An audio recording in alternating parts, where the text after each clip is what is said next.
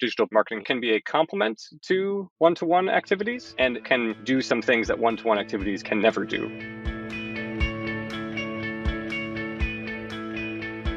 Hi, everyone. I am so excited to be joined here today with Aidan, Augustin. Aidan, welcome to What the Fundraising. Thanks for having me. Great to be here. So let's start with you just sharing everything about you and Feather and what brings you to our conversation today. So I'm the co-founder, president, and chief revenue officer at Feather. Feather makes marketing software specifically designed for nonprofits. So we help nonprofits grow their online presence through a combination of website analytics, targeted digital advertising, email marketing automation, kind of all in one place. So multi-channel digital marketing specifically designed for nonprofits. We serve about 1,200 plus organizations currently and rapidly growing. So that's Feather. Amazing. And I was so excited to hear about your product and the gap that I feel like you're filling in this sector. Can we just start and talk about, because you do work in marketing beyond just nonprofits, what do you see as sort of the specific marketing needs and sort of current situation for nonprofits in particular? Sure. Well, I'll start with the obvious, but people are spending a lot more time online than they used to. And even in the last 3 years, the numbers have jumped somewhat considerably as behavior change related to the pandemic. So in 2019, the number was something around 6 hours and 51 minutes was spent online every day by the average US adult, which sounds like a staggering stat already. And that was 2019. But that number went up by a full hour per day in 2020 and has gone up two more times by about 10 to 15 minutes per year in 21 and 22. So now it's over 8 hours per day that the average US adult is spending online in 2022. So I think that's where I would start, which is as people spend more time online, one's marketing and communications should spend more time online. So reach people where they are. That's been a change that's obviously been ongoing for many years now, but it has meaningfully accelerated in recent years.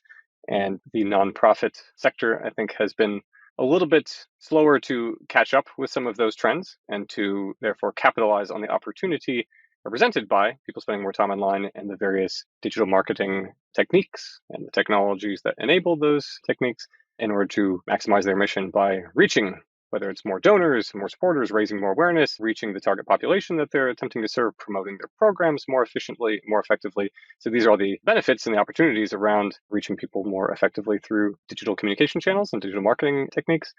And so tying it back, that's what we're here for. So that's kind of Feather's animus, is trying to bridge that gap and bring these technologies and tactics and best practices that have been quite common in the business world over the last 10 years and appropriately apply them to the nonprofit sector. It's not just copy and paste by any means. Again, I think that is part of our reason for existence, is just using existing marketing software or marketing plans that were very much built and designed for businesses may not be effective. I think there is an appropriate interpretation and application to the uniqueness of nonprofit sector.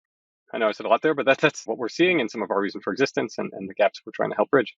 I love that you're talking about the unique needs of nonprofits while utilizing essentially overarching practices that we see effective in other markets. So like there's this constant conversation around, have your nonprofit be more like a business, have your nonprofit be less like a business. Like I feel like there's always this sort of conversation. And what I hear you saying is like, okay, marketing has not been adopted as swiftly or as quickly by the nonprofit sector as we've seen in other markets where it's been really effective. We want to apply that knowing to the nonprofit sector and recognize that it's not exactly the same. It needs different things. It needs to be customized differently. The tools need to be different. I love the way that you frame that. Like, talk to me a little bit about some of the unique things or differences that you've noticed and how that really plays a role in nonprofits' ability to market their message. Right.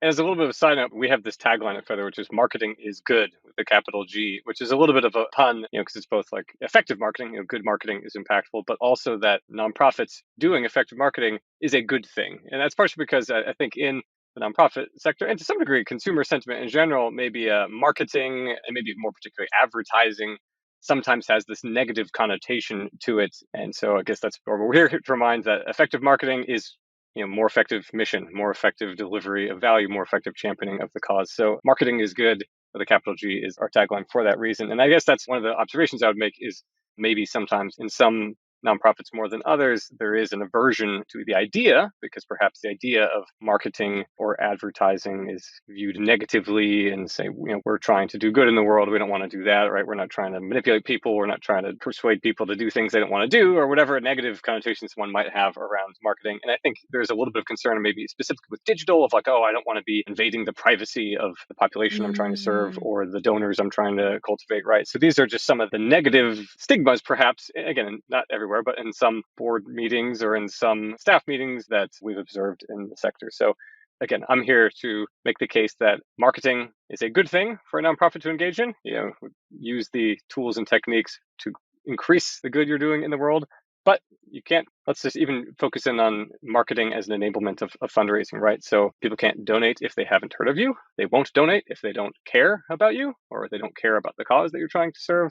They probably won't donate if you don't remind them, if you don't nurture a relationship with them, even if nurture a relationship does not involve human interaction, just thinking about like nurturing through maybe a drip campaign of emails or retargeting ad that follows them into their Facebook newsfeed, but nurturing them in terms of building awareness over time, providing relevant information or messaging to them that over time makes them warm to your organization or your brand or your mission.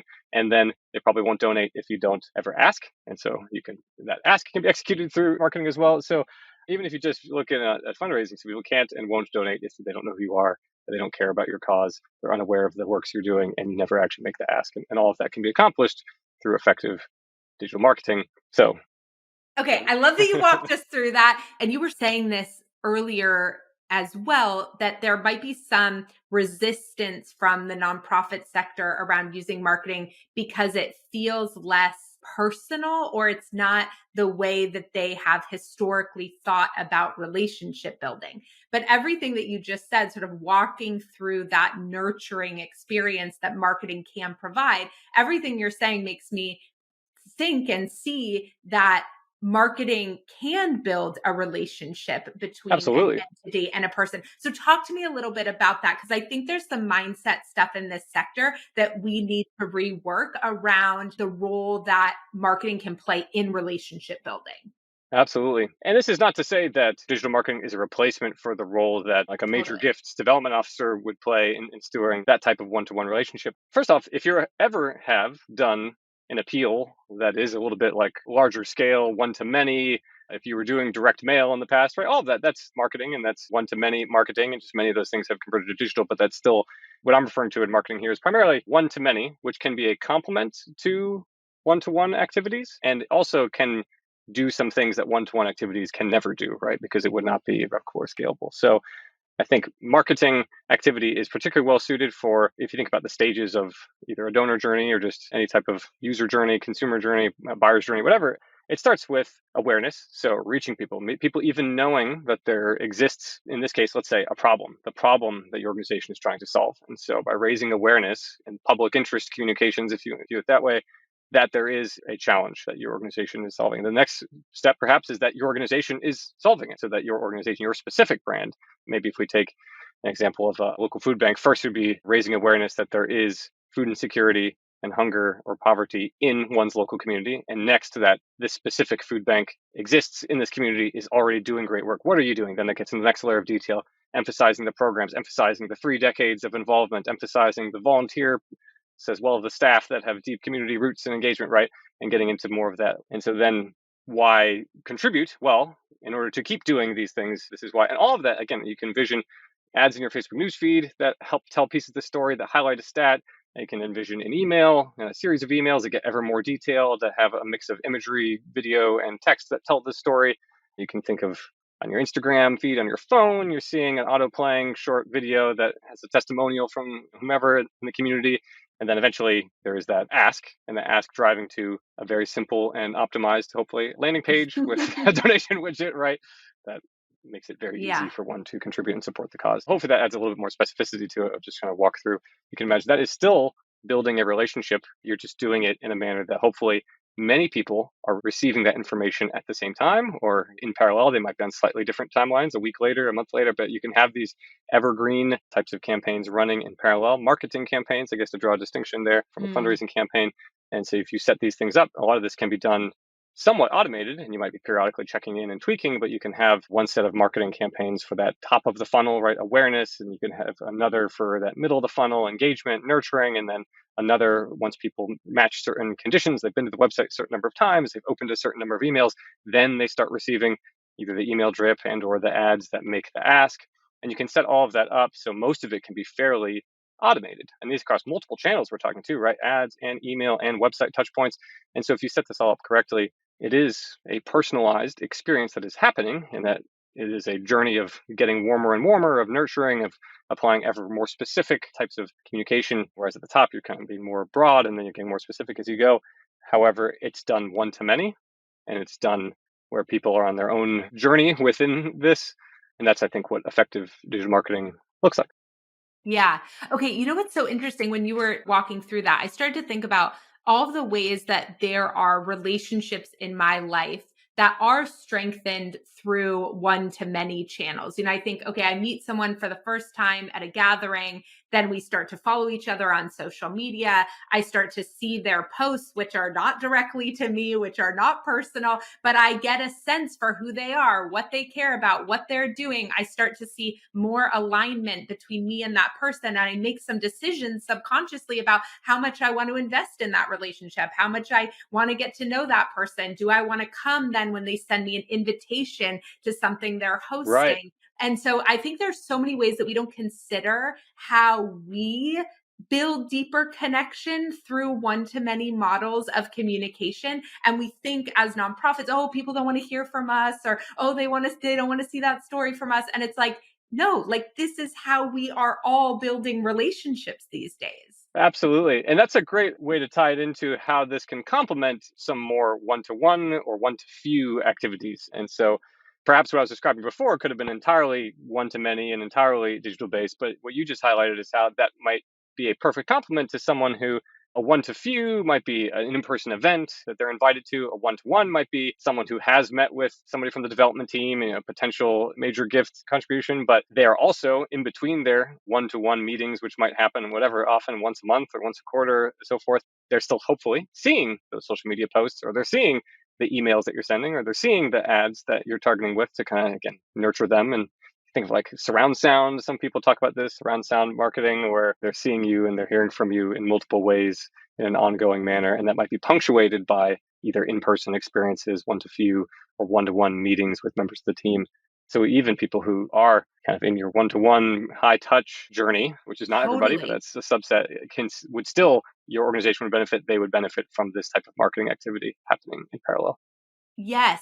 And I think we really underestimate that because we think, oh, well, if I have a one to one relationship with them, then they shouldn't get all this other content because I'm managing the relationship with them. Or people worry about automated journeys for folks where they also have a personal communication with. And I think we underestimate how much we all realize these days that we can have one on one communication and be seeing one to many communication. And those are actually not in conflict with each other because there's transparency around that story is being shared on Instagram, on Facebook, that was not meant directly for me. And then when I get that personalized email, but it is something maybe I want to learn about or care about because I'm interested in building a relationship with this person, or I loved that last meeting with them, or it serves, as you were saying before, a prompt, a reminder to help drive me towards taking a certain action. Maybe I did get an individual email inviting me to the event, but then I forgot about it. I didn't buy the ticket. And now I'm seeing a social post about it or social ad about it. And that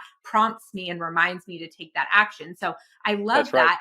And as you were walking through all the steps, what also really struck me is the opportunity. Like, there are moments where I'm like, I want to go back and run an organization now, because the last time I was running an organization where all of this would have been really helpful, there was not these types of capabilities. And there's just so much here around like how tools like this can increase your capacity. Like, we think about capacity growth as humans, like adding another human to the team. And when I think about marketing, I'm like, marketing is the fundraising work, the messaging work, the community building work that you can grow without another team member. Like, it is doubling you as a human. And the other thing that I feel like it really strengthens fundraising teams and marketing teams with this type of marketing in particular is the data.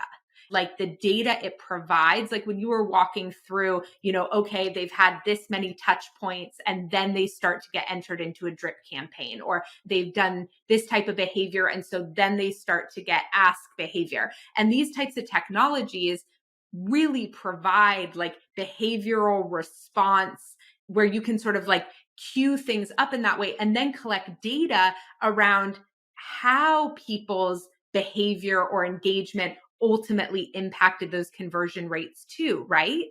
Absolutely. So making all of that visible, that's usually the first place to start is can you see what's happening? By having a tool that brings multiple channels into one place, that also makes it a lot easier as opposed to needing to log into 3 separate platforms or different marketing tools. And then you also can't have duplication. So that's part of the value of having like a marketing platform all in one, or at least most in one type of solution.